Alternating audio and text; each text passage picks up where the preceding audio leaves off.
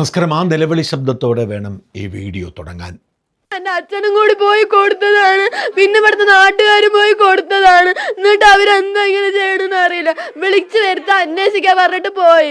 എനിക്കാണെങ്കിൽ ഇവിടെ വരെ പേടിയായി പറഞ്ഞിട്ടാണ് ഞാൻ അവിടെ തന്നെ ഇരുന്നത്. അയാളെ രാവിലെ വിളിച്ചുകൊണ്ട് പോയി അതേപോലെ തന്നെ തിരിച്ചു കൊണ്ടാക്കണം. അയാൾ എന്റെ അമ്മനെ എങ്ങനെയാണോ ചെയ്ത വീട്ടിന്റെ ഉള്ളിൽ എങ്ങനെയാണോ ഇരുന്നത് അതേപോലെ തന്നെയാണ് ഇപ്പോഴും ഇരിക്കുന്നത്. അതൊന്നും പറഞ്ഞിട്ട് ഈ പോലീസുകാർക്കൊന്നും മനസ്സിലാവാത്തത്. അവിടെയല്ലേ ഞാനും എന്റെ അച്ഛനും കൂടി വന്നത്. 29-ാം തീയതി ഡിസംബർ 29-ാം തീയതി ഞാൻ വന്ന് പരാതി കൊടുത്തതാ. ഭീഷണിപ്പെടുത്തണ എനിക്കും കൂടി പേടിയായി പറഞ്ഞിട്ടാണ് ഞാൻ വരാത്തത്. അതുകൊണ്ടാണ് ഞാൻ ഇന്നലെ എൻ്റെ അച്ഛൻ ഇവിടെ വന്നതാ.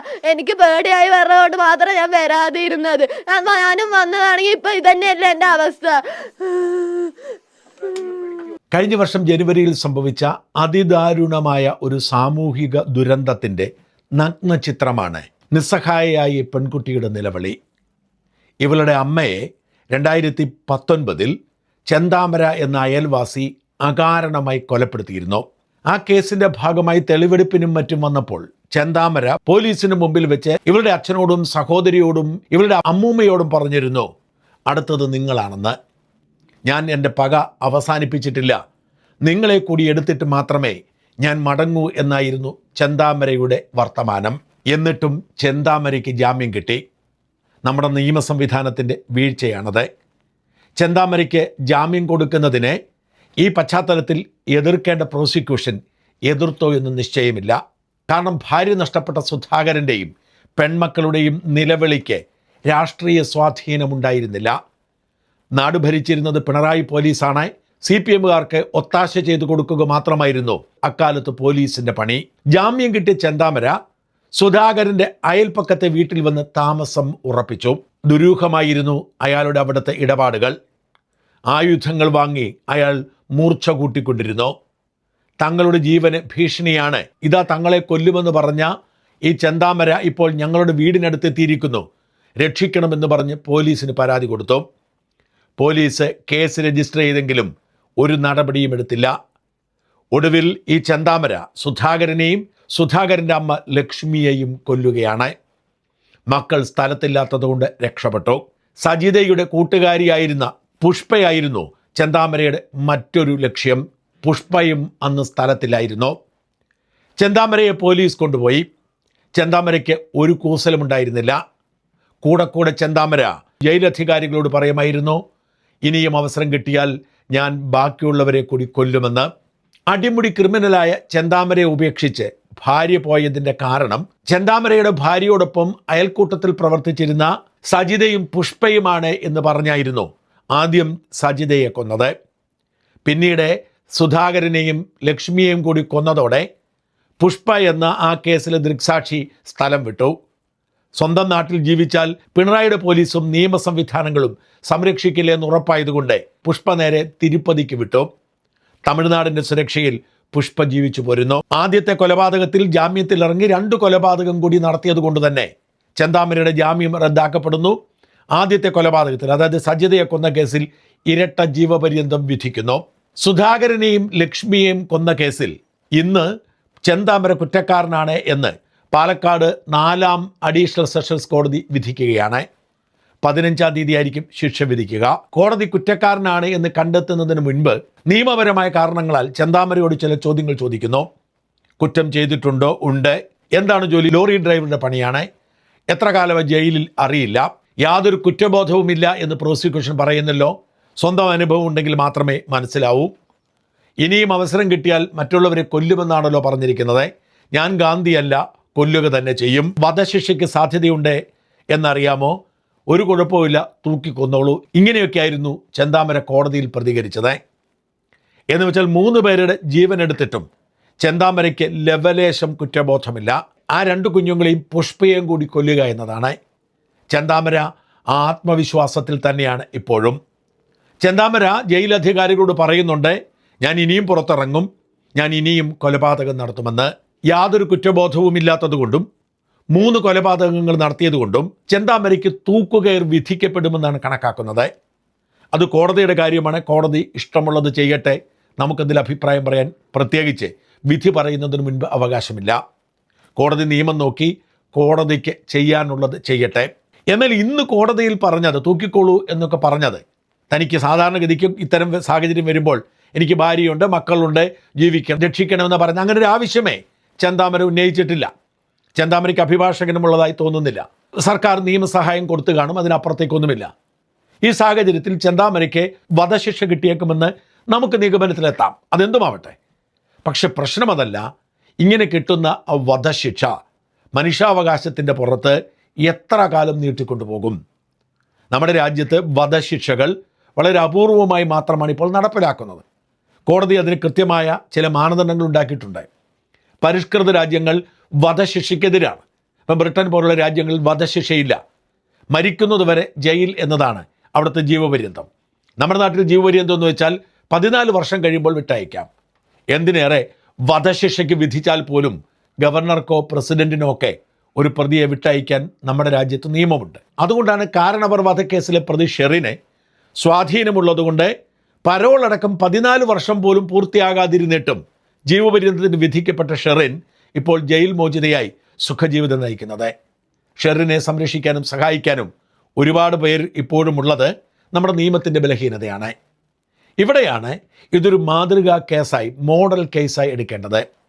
നമ്മുടെ നാട്ടിൽ ഒരാളെ വധശിക്ഷയ്ക്ക് വിധിച്ചാൽ ആ വിധിക്കുന്നത് സെഷൻസ് കോടതിയാണ്. സെഷൻസ് കോടതി വധശിക്ഷയ്ക്ക് വിധിക്കണമെങ്കിൽ ഹൈക്കോടതി കൃത്യമായ മാർഗനിർദ്ദേശം കൊടുത്തിട്ടുണ്ട്.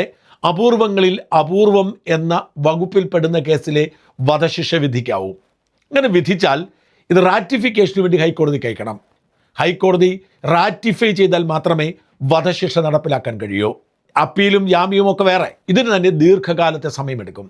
അതിനുശേഷം അപ്പീലുമായി ഹൈക്കോടതിയിൽ തന്നെ പോകാം. അതിനുശേഷം സുപ്രീം കോടതിയിൽ പോകാം. സുപ്രീം കോടതിയും ജാമ്യം നിഷേധിച്ചാൽ രാഷ്ട്രപതിയുടെ അടുത്ത് ദയാഹർജി കൊടുക്കാം. ഒരു ക്രൂരന് വധശിക്ഷ വിധിച്ചാൽ അത് നടപ്പിലാക്കാൻ കുറഞ്ഞത് 15 വർഷം വേണ്ടിവരും. അത്രയധികം നീണ്ട നിയമ സംവിധാനങ്ങളാണ് നമുക്കുള്ളത്. പലപ്പോഴും മനുഷ്യാവകാശം സംരക്ഷിക്കാൻ, നിരപരാധിത്വം തെളിയിക്കാൻ ഇത്തരം നൂലാമാലകൾ ഉള്ളത് നല്ലതാണെന്ന് പറയാം. അല്ലെങ്കിൽ ജനാധിപത്യത്തെ അട്ടിമറിക്കാൻ രാഷ്ട്രീയ പകപോക്കലിനെ പോലീസുകാർ വിചാരിച്ചാൽ സാധിക്കും. എന്നാൽ ചില കുറ്റകൃത്യങ്ങൾ ചിലർ ചെയ്തു എന്ന് എല്ലാവർക്കും ഉറപ്പാണെങ്കിൽ ഈ പ്രതി തന്നെ അത് സംരക്ഷിക്കുന്നെങ്കിൽ പിന്നെ എന്തിനാണ് ഈ നൂലാമാലകളിലേക്ക് പോകുന്നത്? ചെന്താമരയുടെ കാര്യമെടുക്കൂ. ചെന്താമരയ്ക്ക് താൻ ഈ കൊലപാതകമൊക്കെ നടത്തി എന്ന കാര്യത്തിൽ ഒരു സംശയവുമില്ല. ചെന്താമര ആദ്യം തന്നെ കുറ്റം സമ്മതിച്ചതാണ്. കുറ്റം സമ്മതിച്ച പ്രതിയെ പിന്നെ വിചാരണയ്ക്ക് പോലും വിധേയപ്പെടുത്തേണ്ട കാര്യമില്ല. അഡ്മിഷൻ നടത്തി കഴിഞ്ഞാൽ പിന്നെ കുറ്റക്കാരനാണെന്ന് വിധിക്കാം. ഇവിടെ ചെന്താമര ഇത്ര കാലം ജയിലിൽ കിടന്നു, ഇപ്പോഴും തനിക്ക് അവസരം കിട്ടിയാൽ കൊല്ലുമെന്ന് പറയുന്നു. പിന്നെ ആരെ നോക്കിയാണ് ചെന്താമരയുടെ വധശിക്ഷ വൈകിപ്പിക്കുന്നത്? നോക്കൂ, ഒരു കൊലപാതക കേസിൽ ഇരട്ട ജീവപര്യന്തം അനുഭവിക്കുന്നു.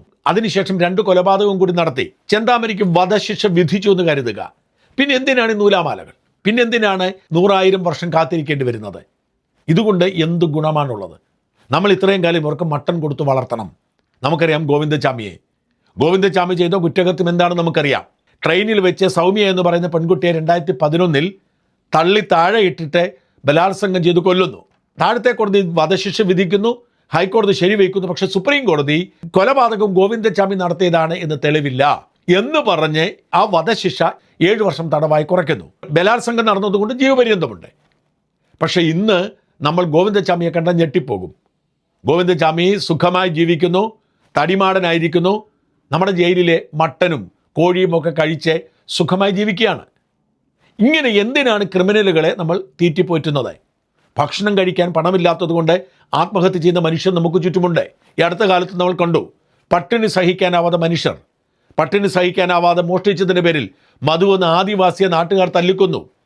ഈ നാട്ടിൽ ജയിലിൽ സുഖമായി ജീവിക്കുന്നു. മാത്രമല്ല, പിണറായി സർക്കാർ ഇറങ്ങിപ്പോകുന്നതിന് മുൻപ് പുറത്ത് ഒരു നഴ്സിന് കിട്ടുന്നതിനേക്കാൾ കൂടുതൽ ശമ്പളം ജയിലിൽ കിടക്കുന്ന പ്രതികൾക്ക് കൊടുക്കാൻ നിയമമുണ്ടാക്കി. ആ നിയമം തിരുത്താൻ വി ഡി സതീശന് കഴിഞ്ഞിട്ടില്ല. അങ്ങനെയുള്ള സൗകര്യങ്ങൾ എന്തിനാണ് ചെയ്തു കൊടുക്കുന്നത്? അതുകൊണ്ട് ഇയാളുടെ കാര്യത്തെ ഒരു മോഡൽ കേസായി എടുക്കണം. കാരണം ഇയാൾ കുറ്റം നിഷേധിച്ചിട്ടില്ല, നിരപരാധിയാണെന്ന് പറയുന്നില്ല. ഇനിയും അയാൾക്ക് അവസരം കിട്ടിയാൽ അയാൾ ആ കുഞ്ഞുങ്ങളെ കൊല്ലും, പുഷ്പ എന്ന അയൽപക്കക്കാരിയെ കൊല്ലും, ഒരുപക്ഷെ ഒരു പാഷൻ എന്ന നിലയിൽ അയാൾ ആരെയും കൊല്ലും.